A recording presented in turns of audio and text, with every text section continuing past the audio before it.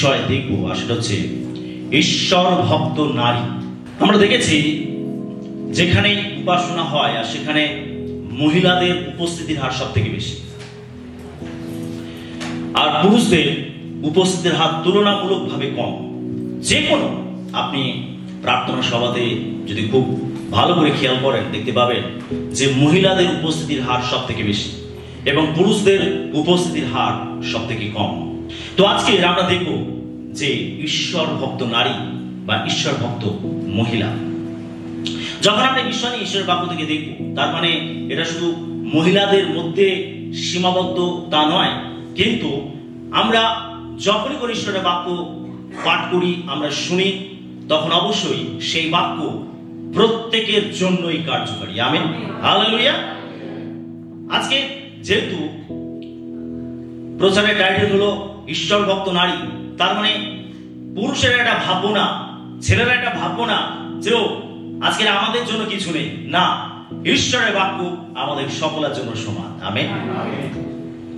আসুন আমরা লূক লিখিত সুসমাচার তার 10 অধ্যায় 38 থেকে 42 পদ আমরা দেখব।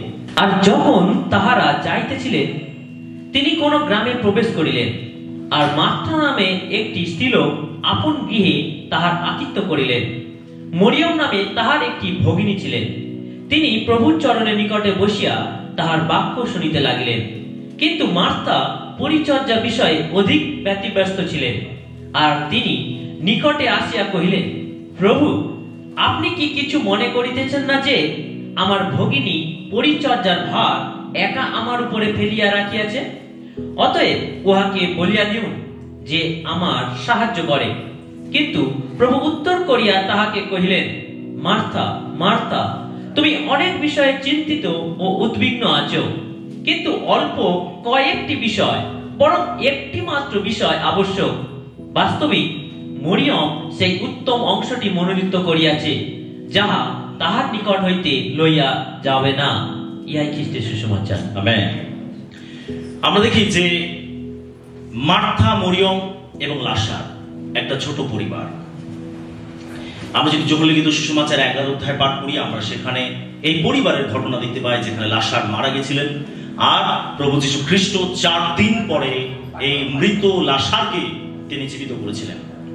আমরা লূক লিখিত সুসমাচারে আমরা এই পরিবারের একটি ঘটনা দেখতে পাই, এবং যোহন লিখিত সুসমাচার 11 অধ্যায় আমরা এই পরিবারের আরেকটি মর্মান্তিক ঘটনা আমরা দেখতে পাই।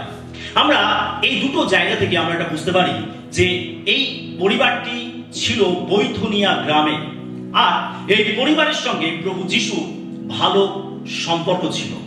প্রভু যীশু তিনি এই পরিবারে তিনি যেতেন আর তিনি তাদেরকে ভালোবাসতেন। আমরা দেখি যে লাসারকে প্রভু যীশু জীবিত করেছিলেন।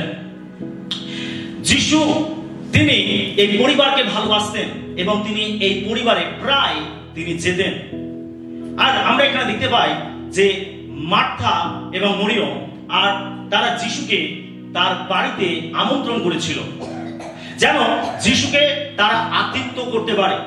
যীশু এবং তার যে 12 জনার যে শিষ্য ছিল, একটি দল ছিল, আর এই 12 জন শিষ্য এবং যীশুকে তারা তার বাড়িতে আমন্ত্রণ করেছিল তাদের আতিথ্যতা করার জন্য। যখন যীশু তার শিশুদের সঙ্গে এই মার্থা এবং মরিয়মের বাড়িতে আসলেন, আমরা এখানে দেখতে পাই যখন আমরা কাউকে বাড়িতে নিমন্ত্রণ করি, যেটার উপরে আমরা বেশি গুরুত্ব দিই, সেটা হচ্ছে খাওয়া দাওয়া, সেবা, আতিথ্যতা। যখন বাড়িতে কোনো অতিথি আসে, যখন কাউকে নিমন্ত্রণ করা হয়, তখন আমরা আগে থেকে বাজার ঘাট করি, আমরা আগে থেকে প্রিপারেশন নেই যে কি কি রান্না বান্না করব, কি কি খাওয়া দাওয়া হবে, সেইগুলো একটা বিশেষ ভূমিকা পালন করে। আমরা এখানে দেখতে পাই যখন যীশুকে মার্থা মরিয়ম তার বাড়িতে ডাকলো, যীশু যখন তাদের পরিবারে আসলেন, তখন এদিকে আয়োজন চলছে যীশুকে খাওয়ানোর জন্য এবং তার শিশুদেরকে খাওয়ানোর জন্য, তাদের আতিথ্যতা করার জন্য। আমরা দেখতে পাই যে মার্থা এবং মরিয়ম 2 বোন আর তাদের 2 জনারই এটা একটা দায়িত্ব যে যীশু তাদের বাড়িতে এসেছে এবং তাদেরকে আতিথ্যতা করতে হবে। যখন যীশু তার শিশুদেরকে নিয়ে মার্থা মরিয়মের বাড়িতে আসলেন, যখন তাদের বাড়িতে তিনি বসলেন, এদিকে মার্থাকে আমরা দেখতে পাই, মার্থা সে রান্না বান্নাতে ব্যস্ত। সে রান্না করাতেই ব্যস্ত। যিশুকে কি খাওয়াবে, তার শিশুদেরকে কি খাওয়াবে, কি কি রান্না করবে, আর সে রান্না ঘরেতেই ব্যস্ত। আমরা অন্যদিকে দেখতে পাই মরিয়ম কি করেছিল, যিশু যেখানে বসে ছিলেন আর সেখানে যিশুর পায়ের কাছে বসে মরিয়ম কি করছিল, যিশুর কথা শুনছিল, যিশুর বাক্য শুনছিল। আর এদিকে মার্থা রান্নাঘরে সে রান্না বান্নার কাজ করছিল। এখন 12 জন 13 জন এবং পরিবারে আরো যারা রয়েছে সকলের রান্না বান্নার সমস্ত বোঝা মার্থার উপরে এসে পড়েছে। আর মার্থা যখন রান্না কাজে ব্যস্ত, যখন হয়তো সবজি কাটছে বা কোনো রান্নার আয়োজন করছে, আর মার্থা সে মনে মনে খুব বিরক্ত হয়ে যাচ্ছে তার বোনের জন্য, তার বোন মরিয়মের জন্য সে খুব বিরক্ত হয়ে যাচ্ছে। আরে আমি একাই কাজ করছি, আরে আমার একাই কি দায়িত্ব, আরে আমি একাই কি সব কাজ করব, সে মনে মনে পুরো বিরক্ত হয়ে যাচ্ছে। আর তার বোন মরিয়মকে সে মনে মনে কষছে। মরিয়মের কি উচিত ছিল না আমাকে এসে হাত লাগানো, আমাকে এসে একটু সাহায্য করা, একটু হাতে হাতে কাজ করে দেওয়া? তার কি এটা কি একটু দায়িত্ব ছিল না? কিন্তু দেখো মরিয়ম ওইখানে যিশুর কাছে বসে রয়েছে আর আমি একাই কাজ করে করে বসছি। মার্থা বড্ড বিরক্ত হয়ে যাচ্ছে।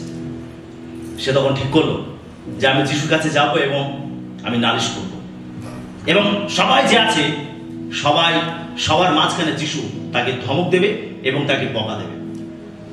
এখন মার্থা তার বোন মরিয়মের প্রতি অভিযোগ করতে যিশুর কাছে গেল, আর গিয়ে কি বলছে যে প্রভু আপনি একটু মরিয়মকে বলুন, আমার বোনকে একটু বলুন, আরে যেন সে এসে আমার হাতে হাতে একটু কাজ করে দেয়। আমি একাই সব কাজ করছি আর মরিয়ম এখানে চুপ করে বসে রয়েছে, আরে ওকে একটু কিছু বলুন যেন এসে আমাকে একটু সাহায্য করে। যিশু বলছেন, মার্থা মার্থা, তুমি অনেক বিষয় উদ্বিগ্ন, কিন্তু মরিয়ম একটি বিষয় বেছে নিয়েছে। Hallelujah hallelujah. আমরা ওই জায়গাটা একটু দেখব। 41 এবং 42 পদ লেখা রয়েছে, কিন্তু প্রভু উত্তর করিয়া তাহাকে কহিলেন, মার্থা মার্থা, তুমি অনেক বিষয়ে চিন্তিত ও উদ্বিগ্ন আছো। প্রত্যেকে বলি, তুমি অনেক বিষয় চিন্তিত ও উদ্বিগ্ন আছো। পরের লাইনটা আমরা দেখি, পরের পদে 42 পদে লেখা রয়েছে, কিন্তু অল্প কয়েকটি বিষয়, বরং একটি মাত্র বিষয় আবশ্যক। বাস্তবিক মরিয়ম সেই উত্তম অংশটি মনোনীত করিয়াছে, যাহা তাহার নিকট হইতে লওয়া যাইবে না। হালেলুয়া।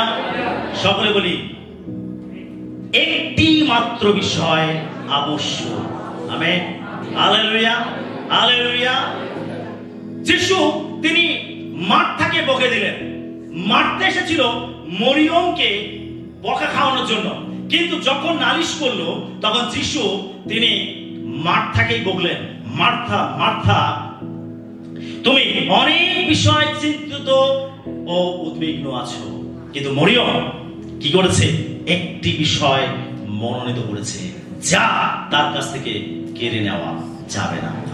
হালেলুয়া। মার্থা এসেছিল মরিয়মকে বকা খাওয়ানোর জন্য, কিন্তু যিশু উল্টে তিনি মার্থাকে বকে দিলেন। আমেন। হালেলুয়া। তো এইটা হলো সেই দিনকার একটি ঘটনা। চলুন আমরা এই ঘটনার মধ্যে যাই এবং এই ঘটনার মধ্যে থেকে আমরা দেখব যে একজন ধার্মিক নারী বা ঈশ্বর ভক্ত নারী হওয়ার জন্য কি কি বিষয় গুরুত্বপূর্ণ, আমরা এই ঘটনার মধ্যে থেকে আমরা সেইগুলোকে পর্যবেক্ষণ করব। এই ঘটনার মধ্যে থেকে যিশু অগ্রাধিকার, উপাসনা এবং আত্মসমর্পণ সম্পর্কে তিনি গভীর শিক্ষা দিয়েছেন। আপনি খ্রিস্টের সাথে আপনার পথ চলা আরো গভীর করতে চাইলে এই ঘটনা আপনাকে আধ্যাত্মিকভাবে সাহায্য করবে, কারণ এই সত্যগুলি খ্রিস্ট কেন্দ্রিক জীবনের ভিত্তি। আসুন আমরা পর্যবেক্ষণ করি। আমরা 1 নম্বর বিষয় দেখব, সঠিক অগ্রাধিকার নির্বাচন করা। আমরা লুক তার 10:39 পদটি পাঠ করি। মরিয়ম নামে তাহার একটি ভগিনী ছিলেন, তিনি প্রভুর চরণে নিকটে বসিয়া তাহার বাক্য শুনিতে লাগিলেন। এখানে লেখা রয়েছে যে মরিয়ম প্রভুর চরণে বসে তিনি বাক্য শুনতে লাগলেন। এই পছন্দটি দৈনন্দিন জীবনের বাস্তবতার চেয়ে আধ্যাত্মিক পুষ্টিকে অগ্রাধিকার দেওয়ার গুরুত্ব তুলে ধরে। প্রিয় বিশ্বাসী, আমাদেরকে জানতে হবে অগ্রাধিকার বলতে কি বোঝায়, কোনটাকে আমরা বেশি অগ্রাধিকার দেব, আমরা কোনটাকে বেশি গুরুত্ব দেব, আমরা কোনটাকে বেশি প্রাধান্য দেব। আমরা জাগতিক বিষয়কে বেশি প্রাধান্য দেব নাকি আমরা আধ্যাত্মিক বিষয়কে বেশি প্রাধান্য দেব? আমরা জাগতিক বিষয়কে বেশি প্রাধান্য দেব নাকি আমরা ঈশ্বরের রাজ্যকে বেশি প্রাধান্য দেব? আমরা জগতের বিষয়কে বেশি প্রাধান্য দেব নাকি আমরা ঈশ্বরের বাক্যকে বেশি প্রাধান্য দেব? আমরা জগতের বিষয়কে বেশি প্রাধান্য দেব নাকি আমরা প্রভুকে বেশি প্রাধান্য দেব? এই অগ্রাধিকার বিষয়টা একজন ঈশ্বর ভক্ত নারীকে বোঝা উচিত, একজন ঈশ্বর ভক্ত লোককে বোঝা উচিত যে আমি আমার জীবনে কোনটাকে বেশি অগ্রাধিকার দেব। আমরা এখানে দেখতে পাই যে মরিয়ম কোনটাকে বেশি অগ্রাধিকার দিয়েছিল। বাইবেল বলছে মরিয়ম যিশুর চরণে বসে থাকাটাকে তিনি বেশি অগ্রাধিকার দিয়েছিলেন। হালেলুয়া। কিন্তু আমরা বহু মানুষ আছি, আমরা ঈশ্বরের বাক্যকে অগ্রাধিকার দেওয়ার পরিবর্তে আমরা জগৎকে বেশি অগ্রাধিকার দেই, আমরা প্রভুকে বেশি অগ্রাধিকার দেওয়ার পরিবর্তে আমরা জগৎকে বেশি অগ্রাধিকার দেই। একজন ঈশ্বর ভক্ত ব্যক্তি, একজন ঈশ্বর ভক্ত নারী, সে অগ্রাধিকার দেবে ঈশ্বরের চরণতলকে। আমেন। যদি প্রত্যেকটা খ্রিস্ট বিশ্বাসী যদি আজকের মরিয়মের মতো ঈশ্বরের চরণে বসে থাকাকে অগ্রাধিকার দেয়, তাহলে তারা সুযোগ করে নেবে কিভাবে আমি প্রভুর কাছে যেতে পারি, আমি কিভাবে আরো প্রভুকে সময় দিতে পারি, আমি কিভাবে আরো প্রভুর সেবা করতে পারি, আমি কিভাবে আরো প্রভুর বাক্যের সঙ্গে জড়িত থাকতে পারি। যদি প্রত্যেকটা খ্রিস্ট বিশ্বাসী এভাবে অগ্রাধিকারটাকে বুঝে নেয় যে কোনটাকে আমাদের জীবনে বেশি অগ্রাধিকার দিতে হবে, তাহলে প্রত্যেকটা খ্রিস্ট বিশ্বাসী আত্মিকভাবে বের উঠবে, প্রত্যেকটা খ্রিস্ট বিশ্বাসী ঈশ্বরকে তাদের জীবনে লাভ করবে এবং প্রত্যেকের জীবন পরিবর্তন হবে। আমেন। একজন ধার্মিক মহিলা জানেন কখন থেমে যেতে হবে এবং কখন খ্রিস্টের সাথে তার সম্পর্ককে অগ্রাধিকার দিতে হবে। কখন একজন ঈশ্বর ভক্ত নারী এটা বুঝবে। আমরা একদিকে দেখতে পাই মার্থাকে আর একদিকে দেখতে পাই মরিয়মকে। মার্থাকে আমরা দেখতে পাই যে সে অগ্রাধিকার দিচ্ছে কোনটাকে? খাওয়া দাওয়া, জগৎকে, আমোদ প্রমোদকে, সে সেটাকে নিয়ে ব্যস্ত। কিন্তু মরিয়ম অগ্রাধিকার দিচ্ছে প্রভুর চরণতলকে। আজকে আমরা মার্থার মতো না মরিয়মের মতো আমাদের এটা যাচাই করে দেখা উচিত, এটা আমাদের জীবনে আমাদের ঝেঁকে দেখা উচিত, আমাদের নিজেদের জীবনে এটা ভালো করে যাচাই করে দেখা উচিত যে আমি ঠিক কার মতো, মার্থার মতো নাকি আমি মরিয়মের মতো। আমার জীবনে কোনটা বেশি অগ্রাধিকার পায়? কি প্রভুর চরণতল, প্রভুর বাক্য, নাকি আমার জীবনে বেশি অগ্রাধিকার পায় জগৎ, খাওয়া দাওয়া, ভোগ বিলাস, আমোদ প্রমোদ, জগৎ সংসারের রঙ্গরস? কোনটা আমার কাছে বেশি অগ্রাধিকার পায়? আজকে আমাদের প্রত্যেকের জীবনে এটা যাচাই করে দেখা উচিত। আজকে আমরা কি মার্থার মতো নাকি মরিয়মের মতো? আমরা কোনটাকে বেশি অগ্রাধিকার দিচ্ছি? আপনার জীবনে কোনটা বেশি প্রায়োরিটি পাচ্ছে? কোনটা? আজকে আপনি যাচাই করে দেখুন। আপনি কি প্রভু চরণ তলকে বেশি অগ্রাধিকার দেন? আপনি কি ঈশ্বরের বাক্যকে বেশি অগ্রাধিকার দেন? ঈশ্বরের রাজ্যকে বেশি অগ্রাধিকার দেন নাকি আপনি জগৎকে বেশি অগ্রাধিকার দেন? আমেন। হালেলুয়া। দ্বিতীয়, যে নারী অনন্তকালের সন্ধান করে। আমরা 42 পদটি পড়ব, লোক 10:42। কিন্তু অল্প কয়েকটি বিষয়, বরং একটি মাত্র বিষয় আবশ্যক। বাস্তবিক মরিয়ম সেই উত্তম অংশটি মনোনীত করিয়াছে, যাহা তাহার নিকট হইতে লওয়া যাইবে না। যিশু কি বলছেন? যিশু বলছেন মরিয়ম যা উত্তম তা বেছে নিয়েছে, বরং তার কাছ থেকে সেটাকে কেড়ে নেওয়া যাবে না। মরিয়ম একটি বিষয়কে বেছে নিয়েছে, একটি বিষয়।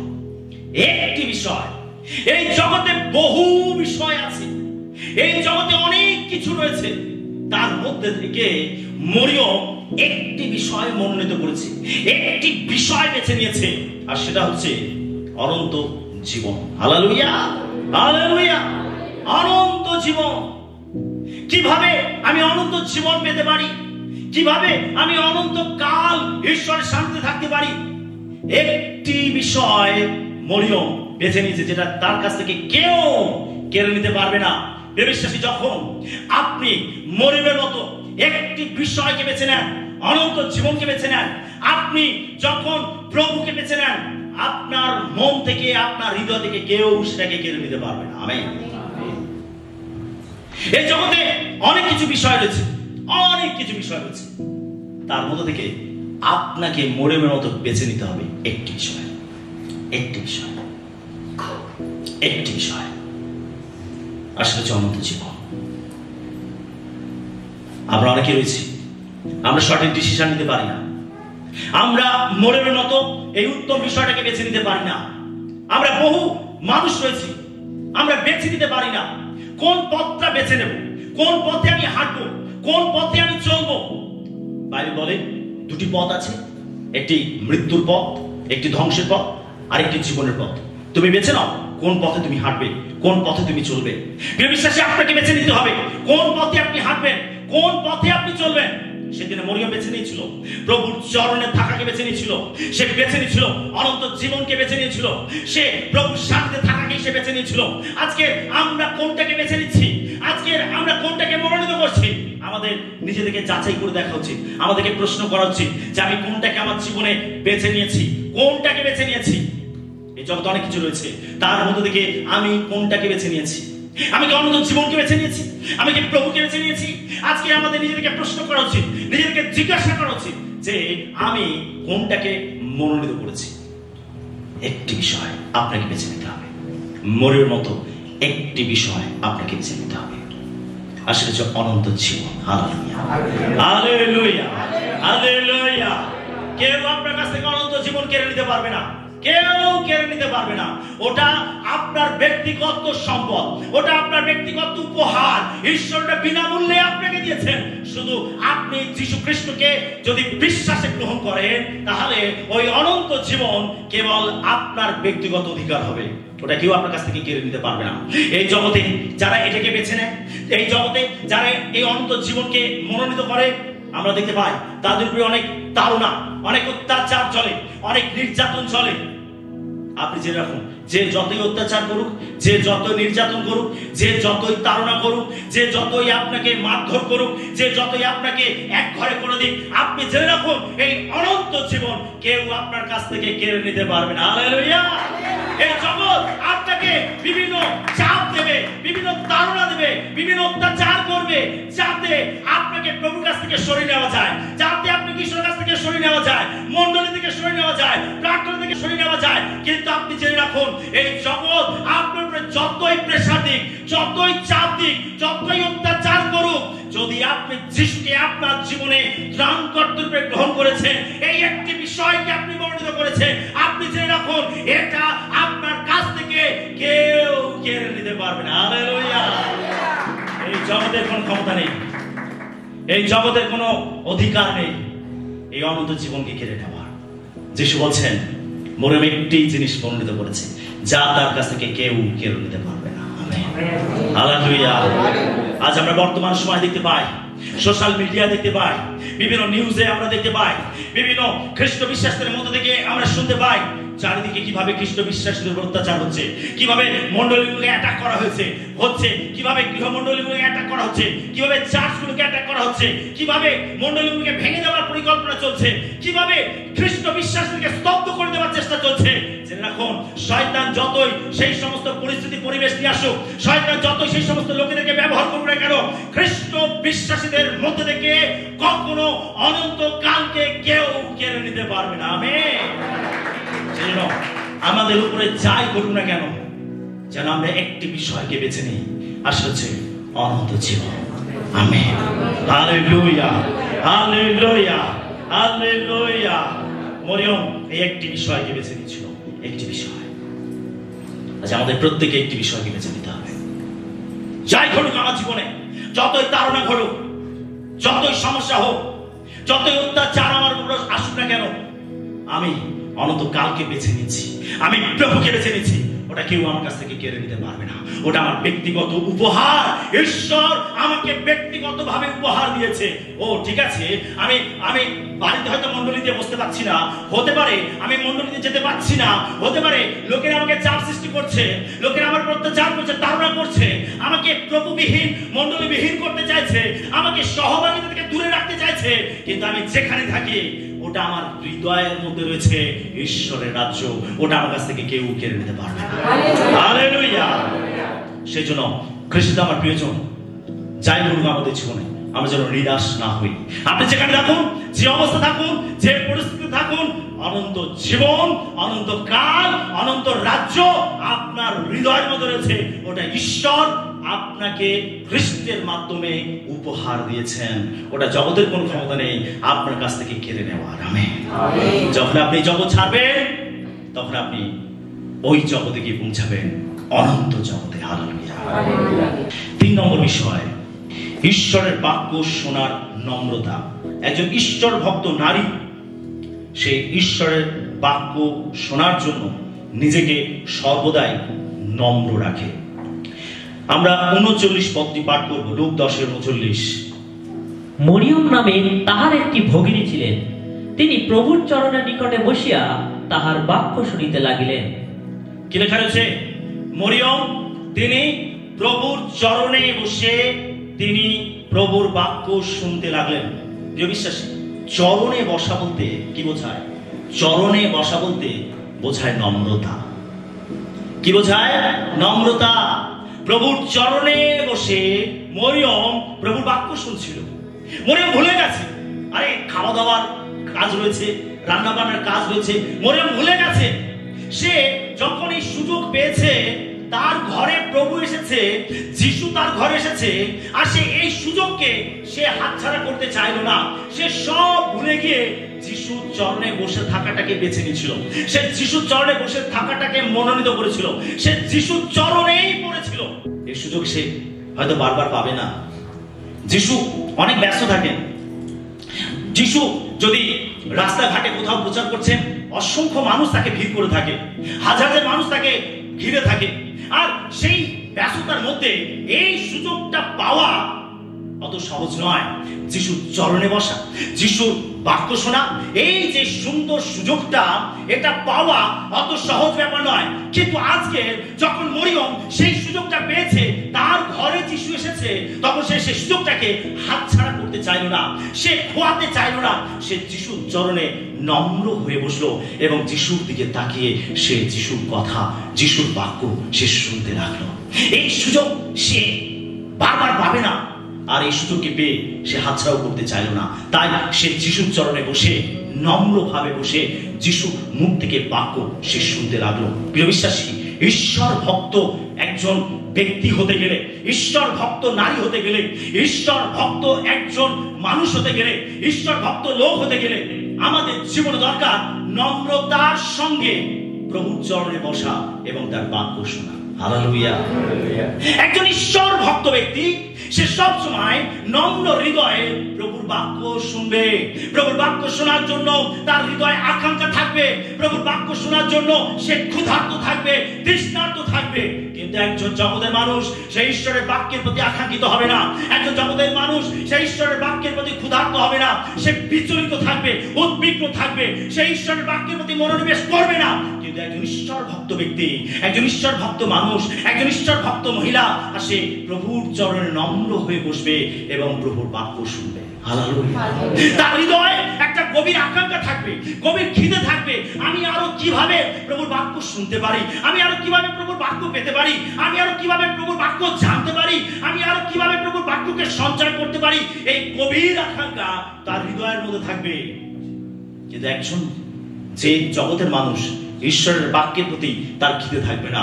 দেখবেন যখন ঈশ্বরের বাক্য হবে তখন দেখবেন সে ইতস্তত বোধ করবে, দেখবেন সে তখন ঘোরাফেরা করবে, দেখবেন সে তখন বিচলিত হয়ে যাবে, সে তখন প্রভু চরণে থাকতে চাইবে না। তার মনটা থাকবে বাইরে, তার মনটা থাকবে জগতের মধ্যে, সে অন্যদিকে তার মনটাকে সে ঘুরিয়ে বেড়াবে। কিন্তু প্রভুর চরণে সে নিজেকে রাখতে পারবে না। কিন্তু একজন ঈশ্বর ভক্ত ব্যক্তি সে ঈশ্বরের বাক্য শোনার জন্য সে আকাঙ্ক্ষিত হবে এবং নিজেকে নম্র করবে। যখন ঈশ্বরের বাক্য হয় তখন সে ঈশ্বরের বাক্য মন দিয়ে শোনে। হালেলুয়া। বাইবেল বলছে বিশ্বাস শ্রবণ হইতে এবং শ্রবণ খ্রিস্টের বাক্য দ্বারা হয়। হালেলুয়া। ঈশ্বরের বাক্য শোনার মাধ্যমে বিশ্বাস বৃদ্ধি পায়। যদি আমরা বিশ্বাসের মানুষ হতে চাই আমাদের জীবনে দরকার ঈশ্বরের বাক্য। কারণ ঈশ্বরের বাক্যই আমাদের বিশ্বাসকে দৃঢ় করে, ঈশ্বরের বাক্যই আমাদের বিশ্বাসকে গড়ে তোলে। ঈশ্বরের বাক্যের মধ্যে সেই আশীর্বাদ রয়েছে, সেই শক্তি, সেই পরাক্রম রয়েছে যা আমাদের বিশ্বাসকে গেঁথে তুলতে পারে। সেজন্য শোনার মাধ্যমে বিশ্বাস বৃদ্ধি পায়। যখন একজন ব্যক্তি নম্র হৃদয় প্রভুর চরণে বসে এবং ঈশ্বরের বাক্য শুনে তখন সেই বাক্য তাকে বিশ্বাসের মানুষ করে তোলে। আব্রাহাম একজন বিশ্বাসের মানুষ ছিলেন। কেন? তার কারণ তিনি ঈশ্বরের বাক্য শুনেছিলেন। ঈশ্বর তাকে যে ডেকেছিলেন, ঈশ্বর যে তার নাম ধরে আহ্বান করেছিলেন, আব্রাহাম সেই রবের প্রতি বিশ্বস্ত ছিলেন। আব্রাহাম ঈশ্বরের কথাকে বিশ্বাস করেছিলেন আর সেই জন্য তাকে ধার্মিক গণিত করেছিল। তার বিশ্বাস তাকে ধার্মিক গণিত করেছিল। আব্রাহাম একজন ধার্মিক মানুষ ছিলেন। আব্রাহাম একজন বিশ্বাসের মানুষ ছিলেন। বিশ্বাসী, যদি আমরা বিশ্বাসের মানুষ হতে চাই, যদি আমরা ধার্মিক মানুষ হতে চাই, যদি আমরা ধার্মিক মহিলা হতে চাই, যদি আমরা ধার্মিক পুরুষ হতে চাই, আমাদের জীবনে দরকার নম্র হৃদয়ে প্রভুর চরণে বসে প্রভুর বাক্যকে শোনা। হালেলুয়া। আপনার হৃদয় আকাঙ্ক্ষিত করতে হবে ঈশ্বরের বাক্যের জন্য, ঈশ্বরের বাক্যের জন্য। এক উপাসনার মূল বিষয় হচ্ছে ঈশ্বরের বাক্য। আপনি অনেক মণ্ডলীতে দেখবেন গানের পরে গান হয়ে যাচ্ছে, শুধু গানই হয়ে যাচ্ছে, সাক্ষ্যের পর সাক্ষ্যই হয়ে যাচ্ছে, কিন্তু বাক্যের সময় খুব সংক্ষিপ্ত, বাক্যের সময় খুব অল্প। আপনি জেনে রাখুন, সবই প্রয়োজন আছে আমাদের জীবনে। আরাধনা প্রশংসা প্রয়োজন আছে, সাক্ষ্য দেওয়া প্রয়োজন আছে, কিন্তু ঈশ্বরের বাক্য সব থেকে বেশি প্রয়োজন আছে। হালেলুয়া। যেখানে ঈশ্বরের বাক্য থাকবে না সেখানে একজন বিশ্বাসী কখনো ধার্মিক হতে পারবে না, একজন ব্যক্তি কখনো ধার্মিক হতে পারবে না, একজন ব্যক্তি কখনো বিশ্বাসে করে উঠতে পারবে না, একজন বিশ্বাসী কখনো ঈশ্বর ভক্ত ব্যক্তি হতে পারবে না যদি না ঈশ্বরের বাক্য সেখানে থাকে। সে ঈশ্বরের বাক্যকে একজন ব্যক্তি বেশি গুরুত্ব দেবে, একজন বিশ্বাসী বেশি প্রাধান্য দেবে। ঈশ্বরের বাক্য প্রভুর চরণে বসে নম্র হৃদয়ে তার বাক্যকে শোনা। মরিয়ম এটাই করেছিল, সে প্রভুর চরণে বসে প্রভুর বাক্য শুনছিল। যিশুর চরণে বসার অর্থ নিজেকে নম্র করা। আমরা যখন ঈশ্বরের বাক্য শোনার জন্য আসি, যখন ঈশ্বরের বাক্য শোনার জন্য আমরা প্রস্তুতি নেই, তখন আমাদের দরকার নম্রতা, নম্র হৃদয় নিয়ে প্রভুর কাছে বসা। প্রভু এই আমি, আমার সঙ্গে কথা বলো। প্রভু এই আমি, প্রভু আমাকে কিছু বলো। প্রভু এই আমি, আমাকে তোমার বাক্য দাও। আপনাকে নম্র হৃদয়ে প্রভুর চরণে বসতে হবে। আমেন। Hallelujah, hallelujah. 4 নম্বর বিষয়, খ্রিস্টের সাথে সম্পর্কের উপর মনোযোগ কেন্দ্রীভূত করা। আমরা লুক 10:41 পদে পাঠ করব। কিন্তু প্রভু উত্তর করিয়া তাহাকে কহিলেন, মার্তা, মার্তা, তুমি অনেক বিষয়ে চিন্তিত ও উদ্বিগ্ন আছো। আমরা মার্তাকে দেখতে পাই। মার্তা অভিযোগ নিয়ে গেছিল, আরে যিশু, আরে মরিয়মকে বলুন, আমার বোনকে বলুন যেন সে এসে আমার হাতে হাতে একটু সাহায্য করে, আমার সঙ্গে একটু কাজ করে দেয়। আপনি একটু বলে দিন মরিয়মকে। যিশু মার্তাকে বলছেন, মার্তা, মার্তা, তুমি অনেক বিষয় চিন্তিত এবং উদ্বিগ্ন আছো। প্রিয় বিশ্বাসী, আমরা এখানে দেখতে পাই মার্থা অনেক কাজের কারণে সে বিচলিত হয়েছিল। সে খ্রিস্টের উপস্থিতি উপভোগ করার সুযোগটি হাতছাড়া করেছিল। Amen, hallelujah. যখন আপনি জগতের জিনিস নিয়ে বিচলিত থাকবেন, যখন আপনি জগতের জিনিস নিয়ে উদ্বিগ্ন থাকবেন, তখন আপনি প্রভুর উপস্থিতিকে হারাবেন। তখন আপনি প্রভুর সঙ্গে যে সহভাগিতা, প্রভুর সঙ্গে যে যোগাযোগ, প্রভুর সঙ্গে যে সম্পর্ক, সেই জায়গাটায় ফাটল ধরবে, সেই জায়গাটায় একটা গ্যাপ তৈরি হবে। আপনি যত জাগতিক বিষয় আপনার উপরে চাপিয়ে নেবেন, যত জাগতিক বিষয় নিয়ে আপনি চিন্তিত হবেন, আপনি তত বেশি প্রভুর উপস্থিতি হারাবেন, আপনি প্রভুর থেকে দূরবর্তী হবেন।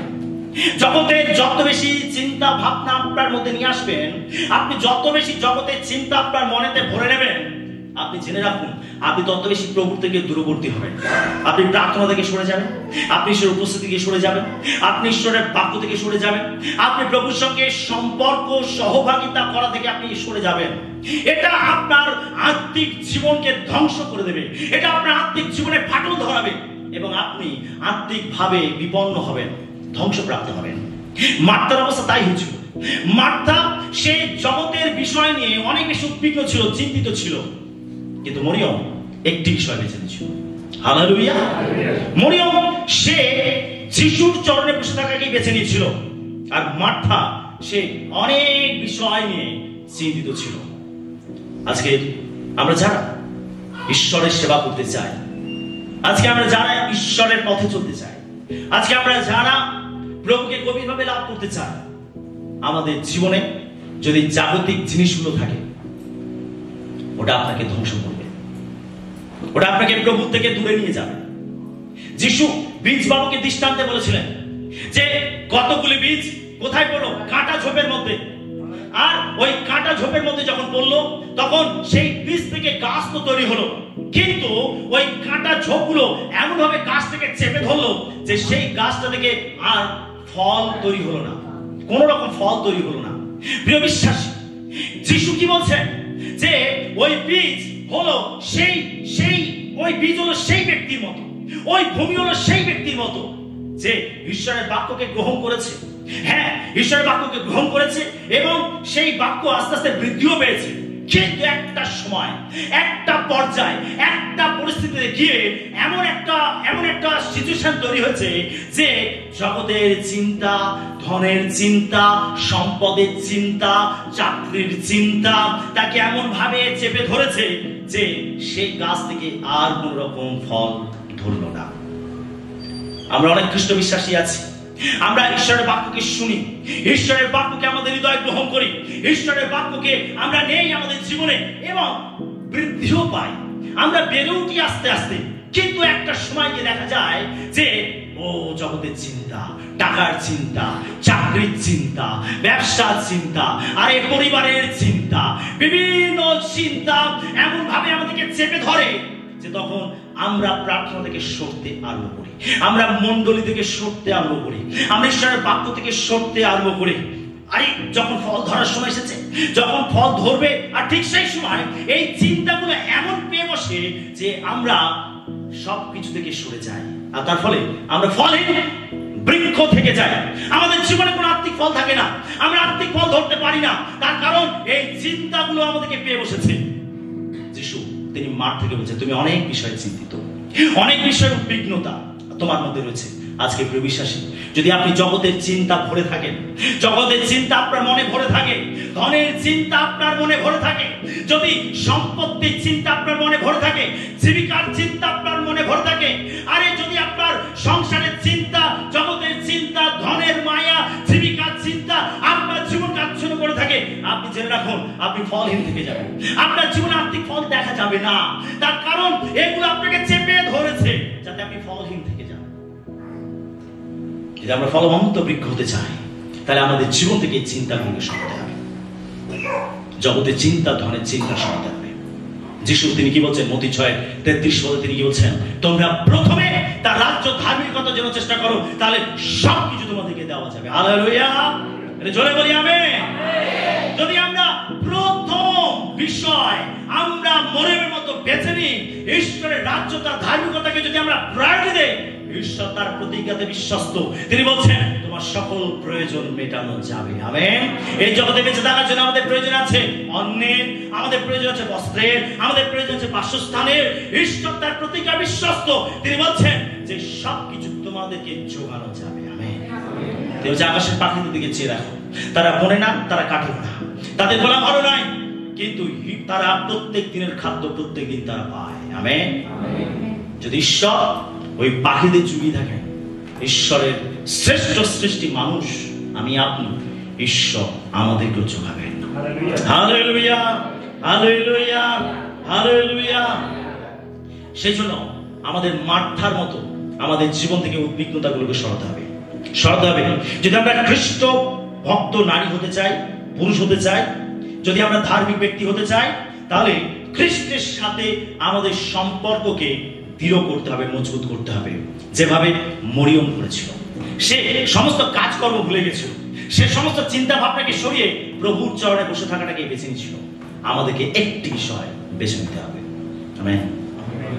5 নম্বর, উপাসনার উপর মনোযোগ কেন্দ্রীভূত করার মূল্য। আমরা 39 পদটি আবার পাঠ করি। মরিয়ম নামে তাহার একটি ভগিনী ছিলেন, তিনি প্রভুর চরণের নিকটে বসিয়া তাহার বাক্য শুনিতে লাগিলেন। আমরা এখানে দেখতে পাই যে উপাসনার উপর মনোযোগ দেওয়ার মূল্য। মরিয়ম খ্রিস্টের চরণে বসে থাকা, বলা যেতে পারে যে খ্রিস্টের উপাসনা করার জন্য খ্রিস্টের চরণে সে বসেছিল এবং মনোযোগ দিয়েছিল, খ্রিস্টের প্রতি মনোযোগ দিয়েছিল। সে কাজের প্রতি নয়, খ্রিস্টের প্রতি মনোযোগ দিয়েছিল। সে জগতের বিষয়ের প্রতি সে মনোযোগ দেয়নি, সে মনোযোগ দিয়েছিল খ্রিস্টের প্রতি। প্রিয় বিশ্বাসী, আমাদের মনোযোগ দিতে হবে খ্রিস্টের উপাসনার প্রতি। খ্রিস্টের উপাসনা, খ্রিস্টের চরণে বসার অর্থ কি? আমরা তার উপাসনা করতে বসেছি, আমরা তার উপাসনা করার জন্য সমবেত হয়েছি, আমরা উপাসনা করার জন্য বসেছি। আমাদের উপাসনা করার জন্য আমাদের খ্রিস্টের প্রতি মনোযোগের মূল্য দিতে হবে। মনোযোগ।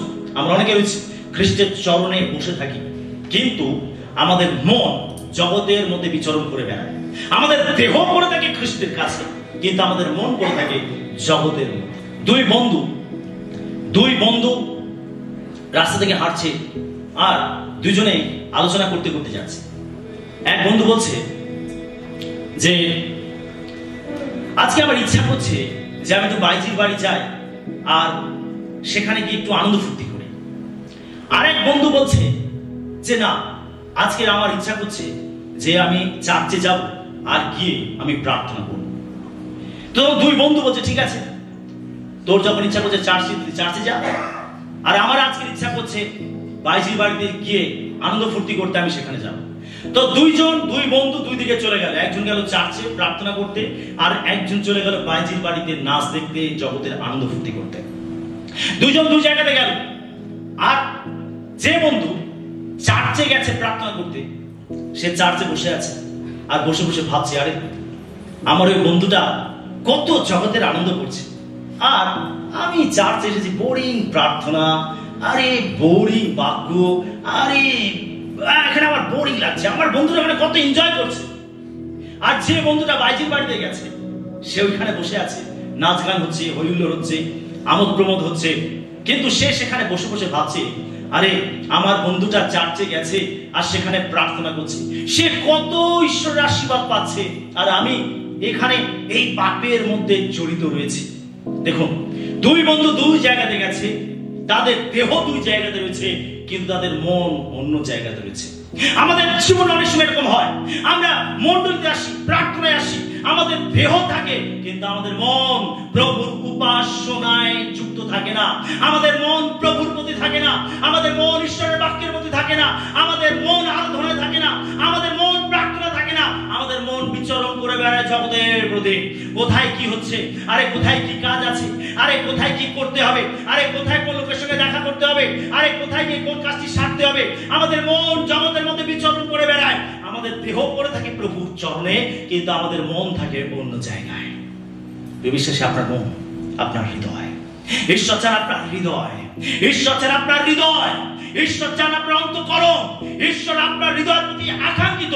তিনি বলেন, হে বৎস, তোমার হৃদয় আমাকে দাও। ঈশ্বর চান আমাদের হৃদয়। ঈশ্বর আপনার উপস্থিতির সঙ্গে সঙ্গে তিনি দাবি করেন যেন আমরা সমস্ত অন্তঃকরণ দিয়ে তাকে খুঁজি, আমরা সমস্ত অন্তঃকরণ দিয়ে তাকে প্রেম করি, আমরা সমস্ত অন্তঃকরণ দিয়ে তার উপাসনা করি। ঈশ্বর চান আমাদের মনোযোগ, ঈশ্বর চান আমাদের অন্তঃকরণ, ঈশ্বর চান আমাদের হৃদয়। যদি আপনি প্রভুর চরণে এসেছেন, আপনার দেহ পড়ে রয়েছে, আপনার মন, আপনার হৃদয়, আপনার অন্তঃকরণ প্রভুর কাছে নেই, আপনি জেনে রাখুন আপনার ওই সময়টা বৃথাই প্রভুকে দেওয়া। আপনি যেমন শূন্য হৃদয় এনেছেন, আপনি শূন্য হয়ে ফিরবেন যদি আপনার হৃদয়, আপনার মন উপাসনাতে যদি যুক্ত না থাকে, আপনার মন যদি প্রভুর জন্য না থাকে, আপনার হৃদয় যদি প্রভুর উপাসনা করার জন্য প্রস্তুত না থাকে, আপনি জেনে রাখুন আপনি যেমন শূন্য হৃদয় এসেছেন, আপনি শূন্য হৃদয়ে ফিরবেন। আপনি খালি হাতে এসেছেন, খালি হাতেই ফিরবেন। যদি আপনি মনোযোগ দেন উপাসনাতে, আপনার হৃদয় দেন প্রভুকে, আপনি প্রভুর আশীর্বাদ লাভ করবেন। Hallelujah, hallelujah. আপনি প্রত্যেকটা প্রার্থনা উত্তর পাবেন। আপনি প্রভুর উপস্থিতিতে ভরে যাবেন। প্রভুর অনুগ্রহ আপনার জীবনে লাভ করবেন যদি আপনার মনোযোগ প্রভুতে থাকে, আপনার মন প্রভুতে থাকে। আপনি যদি সঠিকভাবে প্রভু উপাসনা করেন, আপনি হৃদয় দিয়ে যদি করেন, অবশ্যই প্রভুর আশীর্বাদ আপনার জীবনে থাকবে। মরিয়ম কি করেছিল? সে মনোযোগ দিয়েছিল, প্রভুর প্রতি মনোযোগ দিয়েছিল। সে ভুলে গেছিল সবকিছু। তার ঘরে যিশু এসেছে, কাজকর্ম রয়েছে, আরে খাওয়া দাওয়ার ব্যবস্থা করতে হবে, সবকিছু ভুলে গেছিল। এই সুযোগকে সে হাতছাড়া করতে চায়নি, এই সুযোগকে সে কাজে লাগিয়েছিল। প্রভু আজকে আপনাকে সুযোগ দিয়েছেন। তিনি সুযোগ দিয়েছেন তার চরণে এসে তার উপাসনা করার। তিনি সুযোগ দিয়েছেন তার চরণে এসে তার বাক্য ধ্যান করার। তিনি সুযোগ দিয়েছেন আপনাকে।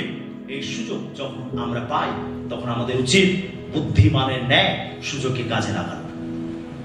আমেন। 6 নম্বর বিষয়, একজন ধার্মিক নারী নিজেকে সম্পূর্ণরূপে প্রভুর কাছে সমর্পণ করেন। আমরা 42 পদটি পাঠ করি, লূক 10:42। কিন্তু অল্প কয়েকটি বিষয়, বরং একটি মাত্র বিষয় আবশ্যক। বাস্তবিক মরিয়ম সেই উত্তম অংশটি মনোনীত করিয়াছে, যাহা তাহার নিকট হইতে লওয়া যাইবে না। একজন ধার্মিক নারী নিজেকে সম্পূর্ণরূপে প্রভুর কাছে সমর্পণ করে। সম্পূর্ণ সঁপে দেওয়া, সম্পূর্ণ সঁপে দেওয়া। মরিয়ম যিশুর চরণে বসে ওই একটি বিষয়কে মনোনীত করার মাধ্যমে সে যিশুর চরণে নিজেকে সম্পূর্ণ সমর্পণ করেছিল। আজকে আমরা যদি প্রভুর একজন প্রকৃত সন্তান হতে চাই, আমাদের দরকার নিজেকে সম্পূর্ণ সমর্পণ করা, সম্পূর্ণ সমর্পণ করা, সম্পূর্ণ।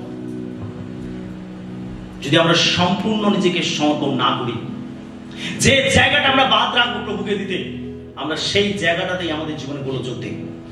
যদি আমরা সম্পূর্ণ সমর্পণ করি, আমাদের জীবনে প্রত্যেকটা সত্তাকে প্রভুর কাছে সমর্পণ করি, আমাদের জীবনে প্রত্যেকটা অংশের ভার যদি আমরা প্রভুর কাছে রাখি, প্রভু সমস্ত বিষয়ের দায়িত্ব তিনি গ্রহণ করে থাকেন। Amen, hallelujah, hallelujah.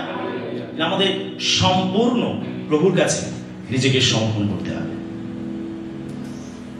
মনে পড়ছে এই ঘটনার কথা। এক বিশ্বাসী মধ্যরাত, তার অনেকগুলো রুম ছিল, তার ঘরে অনেকগুলো রুম ছিল। তার একটা বড় ঘর ছিল, আর তার ঘরে 10টা রুম ছিল। কটা রুম ছিল? 10টা। মধ্যরাত্রে কলিং বেল বাজলো, টিং টং। সে তাড়াতাড়ি গেল, আর গিয়ে দরজাটা খুললো, আর খুলে দেখছে যিশু দাঁড়িয়ে। তো অবাক, যিশু তোমার ঘরে আমাকে আসতে দেবে? তো সেই বিশ্বাস করছে, হ্যাঁ প্রভু আসুন, আসুন আমার ঘরে আসুন। সে যিশুকে খুব সুন্দর করে ওয়েলকাম করলো। যিশু বলছে, আচ্ছা আমি কোন ঘরটাতে থাকবো? তো যিশুকে একটি ঘর দিল, এই ঘরটাতে আপনি থাকুন। তো যিশু সেই ঘরে আছে। পরের দিন রাত্রেবেলা আবার মধ্যরাতে কলিং বেলের আওয়াজ। যখন কলিং বেলের আওয়াজ, তখন এই বিশ্বাসী তাড়াতাড়ি করে গেল, আর গিয়ে দরজা খুলে দেখলো শয়তান দাঁড়িয়ে। তাড়াতাড়ি দরজাকে বন্ধ করে দিয়েছে। এই ভাই কাছে কি করে বেড়ে, এবারে কি করবো? এবারে শয়তান সে দাম দাম করে ধাক্কা দিচ্ছে দরজাতে, এই দরজা খোল, দরজা খোল, দরজা খোল, আমি ঘরে ঢুকবো। আর এই বিশ্বাস সতর্ক করে কাঁদছে। আর তখন প্রার্থনা করতে আরম্ভ করেছে, যিশু তুমি এসো, যিশু তুমি এসে আমাকে বাঁচাও। অনেক প্রার্থনা করছে, প্রার্থনা করছে। এইভাবে ভোর হয়ে গেছে, শয়তান চলে গেছে। এবারে এই বিশ্বাসী যিশুকে ডাকছে, যিশু। যিশু এবার উপরের রুম থেকে নিচে নেমে আসছে, যে বলো কি হয়েছে? বলছে শয়তান এসেছিল আমার ঘরে, আর আমি এত তোমাকে ডাকলাম, আর তুমি এসে আমাকে একটু সাহায্য করলে না। যিশু বলছে, তুমি আমাকে একটা ঘরের দায়িত্ব দিয়েছো, সে না আমি সমস্ত বিষয় আমি দেখতে পারবো না। ঠিক আছে, 3টে ঘরের চাবি যিশুকে দিয়ে দিল। ঠিক আছে, এই 3টে ঘরের দায়িত্ব তোমার। ঠিক আছে, যিশু চলে গেল। পরের দিন রাত্রেবেলা, মধ্যরাত্রে আবার টিং টং। এই বিশ্বাসী ভাবছে কি হবে, আবার শয়তান আসলো কিনা, ভয় হয়ে গেছে। ও যে লেন্সটা রয়েছে, ক্যামেরা যে বাইরে দেখা যে লেন্সটা রয়েছে, সেখানে চোখটা রেখে দিচ্ছে, শয়তান দাঁড়িয়ে আছে। আছে কি করবে এবারে? শয়তান তো দাম দাম করে মারতে আরম্ভ করে দিয়েছে। সে ঠেলে ঢুকে গেছে, আর বিশ্বাসীও ঠেলছে, শয়তান ঠেলছে, সেও ঠেলছে, যুদ্ধ চলছে। আর এই বিশ্বাসী প্রার্থনা করছে, প্রভু বাঁচাও, বাঁচাও, বাঁচাও, অনেক প্রার্থনা করছে।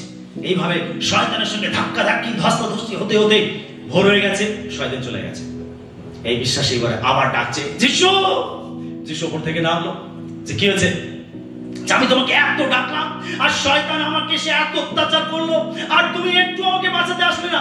যিশু বলছে, তুমি আমাকে মাত্র 3টে রুমের দায়িত্ব দিয়েছো, সেজন্য তোমার অত ঝামেলা আমি নিতে পারবো না। আচ্ছা তাই, ঠিক আছে। এইবারে সেই বিশ্বাসী কি করলো? 9টা রুমের দায়িত্ব যিশুকে দিয়ে দিল। একটা রুম, ওইটা দায়িত্ব সে দেবে না, ওটা ওর একেবারে প্রাইভেট রুম। বলছে, এটা আমার ব্যক্তিগত রুম, এটা আমার একদম প্রাইভেট রুম, আমি এই রুমটার দায়িত্ব তোমাকে দেব না, তুমি 9টা রুমের দায়িত্ব নাও। ঠিক আছে, 9টা রুমের দায়িত্ব নিয়ে যিশু চলে গেল। এইবারে মধ্যরাত, টিং টং বেল বেজেছে। বিশ্বাসী জানে এবার কি হতে চলেছে। সে কাঁপতে কাঁপতে কাঁপতে গেল, গিয়ে এবারে দেখছে যে শয়তান দাঁড়িয়ে রয়েছে। আবার যুদ্ধ শুরু হলো, সেই রাত্রেবেলা যুদ্ধ শুরু হলো, এই ধাক্কা ধাক্কি, ধস্তাধস্তি চলছে। এইভাবে সেই বিশ্বাসী আবার চিৎকার করতে আরম্ভ করলো, প্রভু বাঁচাও, বাঁচাও, বাঁচাও, অনেক প্রার্থনা করছে, কিন্তু যিশু আর আসে। ভোর হলো, শয়তান চলে গেল। এবার বিশ্বাসী ডাকছে, প্রভু আমি তোমাকে এত ডাকলাম, এত প্রার্থনা করলাম, এত ক্রন্দন করলাম, আর তুমি আমাকে বাঁচাতে আসবে না। যিশু বলছে, তুমি আমাকে 9টা রুমের দায়িত্ব দিয়েছো, একটা রুমের দায়িত্ব আমাকে দাওনি। আমি জানি ওই রুমের মধ্যে তুমি কি করো, ওই রুমের মধ্যে তুমি নেশা করো, ওই রুমের মধ্যে তুমি তোমার বন্ধু বান্ধবকে ডেকে আড্ডা মারো, ওই রুমের মধ্যে তুমি মন্দ কাজকর্ম করো, সেই জন্য আমি তোমার এই দায়িত্ব দিতে পারবো না। তখন সে বিশ্বাসী যিশুর চরণে পড়ে সে অনুতাপ করলো, তার সমস্ত পাপের জন্য অনুতাপ করলো, ক্ষমা চাইলো, আর সে পুরো ঘরের চাবি ছড়াটা নিয়ে যিশুর হাতে দিয়ে দিল, আর বলল, যিশু আমার জীবনের সমস্ত দায়িত্ব, আমার ঘরের দায়িত্ব, আমার পরিবারের দায়িত্ব, আমি সব কিছু তোমার কাছে সমর্পণ করলাম। যিশু চাবি দিলেন, রুমে চলে গেলেন। মধ্যরাত, টিং টং। এবারে চাবি কার কাছে আছে? যিশুর কাছে। বিশ্বাসী এবার ভাবছে যিশুর হাতে চাবি, এবার যিশু কি করে? যিশু বুঝে নেবে, আমার আর নিয়ে মাথা ঘামানোর দরকার নেই। আমেন। এবারে যে কলিং বেল বেজেছে, এবারে যিশু রুম থেকে বেরিয়েছে, যিশু যাচ্ছে দরজা খুলতে, আর এই বিশ্বাসী যিশুর পিছনে পিছনে যাচ্ছে। এবার সে দেখতে চাইছে যে যিশু এবারে কি করে, দেখতে চাই যে এবার শয়তানও কি করে, আমি দেখবো। যিশুর পিছনে পিছনে যাচ্ছে, যিশু সামনে যাচ্ছে, আর বিশ্বাসী পিছনে পিছনে যাচ্ছে। যিশু গেছে, দরজাটা খুলেছে, যেই খুলেছে এবার শয়তান তো প্রস্তুত। শয়তান জানে বিশ্বাসকে আসবে, আর আমি ওর উপর অত্যাচার করবো, ওর উপরে টর্চার করবো, ওর উপরে নির্যাতন করবো। শয়তান প্রস্তুত, আর সে ধাক্কা দেওয়ার জন্য প্রস্তুত, যুদ্ধ করার জন্য প্রস্তুত। যখনই দরজাটা খুলে দেখছে যিশু দাঁড়িয়ে, তখন শয়তান থরথর করে কাঁপছে। শয়তান ভাবছে, আরে আমি কি ভুল ঘরে চলে আসলাম, আমি কি ভুল ঠিকানায় আসলাম? সে থরথর করে কাঁপছে। যিশু বলছে, এখান থেকে বেরিয়ে যা, আর কখন এখানে আসবি না। এখন এই ঘরের দায়িত্ব আমার উপরে। শয়তান লেজ গুটিয়ে পাই পাই করে এসে দৌড় মেরেছে, আর সে পিছন ফিরে তাকায়। বিশ্বাসী প্রভু চান যেন আমাদের জীবনে এইভাবে সম্পূর্ণ তার কাছে সমর্পণ করি। সম্পূর্ণ সম্পূর্ণ সমর্পণ। আপনার জীবনের প্রতিটি ক্ষেত্র আপনাকে প্রভুর কাছে সমর্পণ করতে হবে। আপনার জীবন প্রভুকে সমর্পণ করতে হবে, আপনার হৃদয়কে প্রভুর কাছে সমর্পণ করতে হবে, আপনার পরিবারকে প্রভুর কাছে সমর্পণ করতে হবে, আপনার কাজ কর্ম, ব্যবসা বাণিজ্য, চাকরি, সন্তান সন্ততি, স্বামী স্ত্রী, আপনার জীবনের প্রতিটি ক্ষেত্র যখন প্রভুর কাছে সমর্পণ করবেন, তখন প্রভু সমস্ত কিছুর দায়িত্ব নেবেন। হালেলুয়া।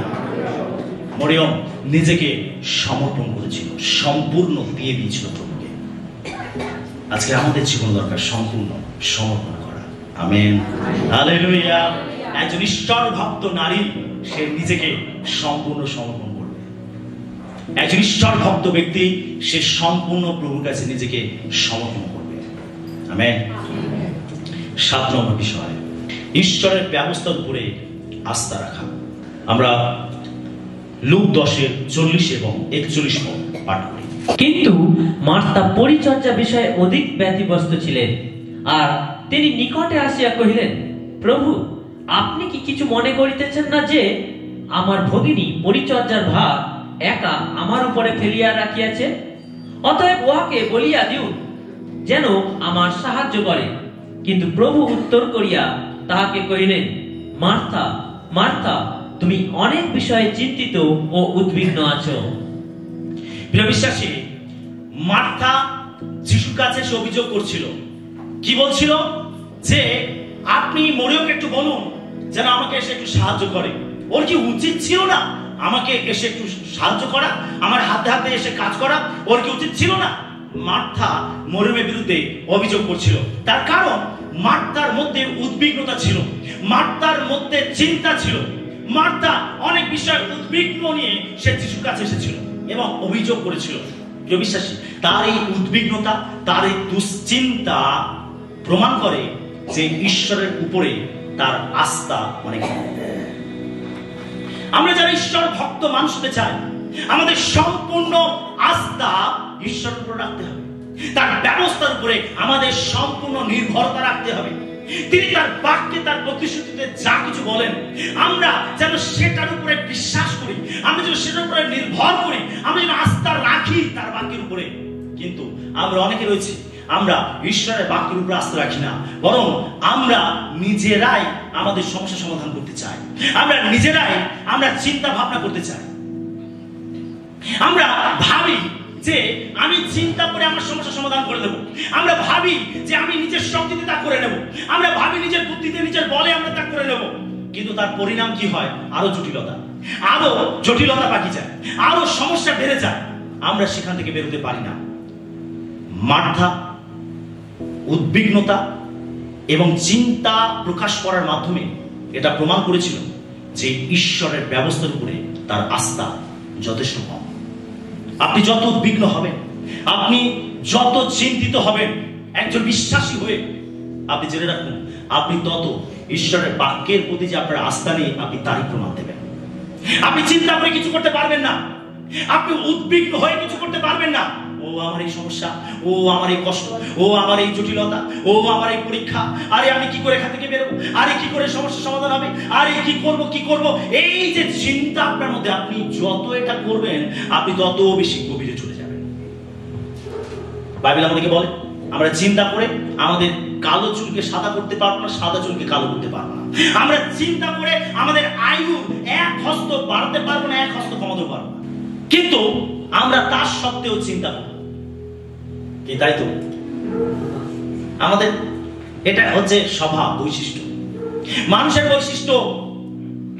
আমরা যদি ঈশ্বর ভক্ত মানুষ হতে চাই, ঈশ্বর ভক্ত ব্যক্তি হতে চাই, ঈশ্বর ভক্ত পুরুষ মহিলা হতে চাই, তাহলে আমাদের সম্পূর্ণ আস্থা প্রভুর বাক্যের উপরে রাখতে হবে, তার ব্যবস্থার উপরে রাখতে হবে। আমেন। আমরা ফিলিপিও 4:6 পত্র পাঠ করে দেখুন, সেখানে কি লেখা আছে। কোনো বিষয়ে ভাবিত হইও না, কিন্তু সর্ববিষয়ে প্রার্থনা ও বিনতি দ্বারা ধন্যবাদ সহকারে তোমাদের যাচনা সকল ঈশ্বরকে জ্ঞাত করো। লেখা আছে কোন বিষয় ভাবিত হইও না, কিন্তু সর্ব বিষয়ের নিমিত্ত প্রার্থনা করো। আমেন। কি লেখা রয়েছে? কোন বিষয় ভাবিত হইও না। পাশীয়কে বলুন, কোন বিষয় ভাবিত হইও না, বলুন পাশে, বরং প্রার্থনা করুন। বলুন পাশেজনকে।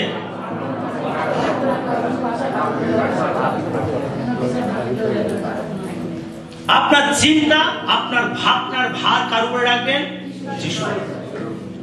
ঈশ্বরের উপরে রাখুন। আপনি ভাবনা চিন্তা করে কিছু করতে পারবেন না। মার্থা করেছিল, চিন্তা করেছিল, উদ্বিগ্ন হয়েছিল। যিশু তাকেই বকা দিয়েছিলেন। আপনি যদি চিন্তা ভাবনা করেন, প্রভু আপনাকেও বকা দেবেন। আরে থামো, কি এত চিন্তা করছো? যিশু বলেন, আমি তো আছি তোমার জন্য। আমেন। হালেলুয়া। আপনি চিন্তা করে কিচ্ছু করতে পারবেন না, কিচ্ছু করতে পারবেন না। বরং বাইবেল আমাদেরকে কি সলিউশন দেয়? প্রার্থনা করো। যদি তোমার উপরে অনেক বড় সমস্যা রয়েছে, আরে তুমি প্রার্থনা করো। তোমার যদি অনেক বড় বিপদ রয়েছে, প্রার্থনা করো। তোমার যদি অনেক কিছু সমস্যা রয়েছে, প্রার্থনা করো। তুমি যদি বড় পরীক্ষার মধ্যে দিয়ে যাচ্ছ, প্রার্থনা করো। আপনাকে ফোকাস দিতে হবে প্রার্থনায়, আপনাকে গুরুত্ব দিতে হবে প্রার্থনায়। আপনি প্রার্থনার উপর জোর দিন। আপনি অযথা চিন্তা ভাবনা করে কিছু করতে পারবেন না। মার্থা করেছিল, মরিয়ম করেনি, কোনো চিন্তা করেনি। দুই বোন ছিল, আরে দুই বোনই জানতো যিশু আছে তার ঘরে, তাদের ঘরে। কিন্তু মরিয়ম চিন্তা করেনি, মার্থা চিন্তা করেছিল। সে জাগতিক বিষয়ে চিন্তা করেছিল। আরে যিশুকে কি খেতে দেবো, আরে যিশুকে কোথায় বসতে দেবো, আরে কি কি খাওয়াবো, আরে কি কি কিরম ভাবে রান্না করবো। আরে সে শুধু এইগুলো নিয়ে ভেবেছিল। মরিয়ম ওর সব নিয়ে ভাবেনি। মরিয়ম ভেবেছিল যিশু আমার ঘরে এসেছে, আমি যিশুর চরণে বসে আমি তার বাক্য শুনি। আমেন। দুজনার চিন্তার মধ্যে পার্থক্য ছিল, দুজনার জীবনযাপনের মধ্যে পার্থক্য ছিল। যারা ঈশ্বর ভক্ত মানুষ হবে তাদের জীবনে একই পার্থক্য থাকবে, তাদের চিন্তা ভাবনার মধ্যে পার্থক্য থাকবে। তারা প্রভুকে বেশি প্রাধান্য দেবে, তারা অযথা চিন্তা করবে না। আপনি প্রভুর চরণে বসে থাকাকে বেছে নিন, আপনি প্রার্থনা করাকে বেছে নিন, আপনি ঈশ্বরের বাক্য শোনাকে বেছে নিন। আপনি নিজেকে সমর্পণ করুন প্রভুর কাছে। আপনি সমস্ত ভার তার উপরে রাখুন, আপনি তার উপর আস্থা রাখুন, তার বাক্যের উপর আস্থা রাখুন। তিনি আপনাকে তুলে ধরবেন, তিনি আপনাকে তার মহিমা দেখাবেন। যদি আমরা একজন ঈশ্বর ভক্ত মানুষ হতে চাই, তাহলে আজকের আমাদের মরিয়মের জীবন থেকে শিক্ষা গ্রহণ করা উচিত। আমেন। Hallelujah, hallelujah, hallelujah. আজকে আমরা কার মতো? মার্থার মতো না মরিয়মের মতো? সত্যি সত্যি আমরা মরিয়মের মতো। Amen, hallelujah. আজকের মরিয়মের জীবনকে আমরা যেন স্মরণ করি, মরিয়মের জীবনকে যেন আমরা ফলো করি। একটি মাত্র বিষয় বেছে নেওয়া, ঈশ্বরের বাক্যকে। আমেন। আনন্দ জীবনকে, প্রার্থনাকে, সহভাগিতাকে, রিলেশনকে, প্রভু উপাসনা করাকে আমরা যেন বেছে নিই মরিয়মের মতো, মার্থার মতো যেন অযথা চিন্তা না করি। ঈশ্বর তার বাক্যে আমাদের সবাইকে আশীর্বাদ।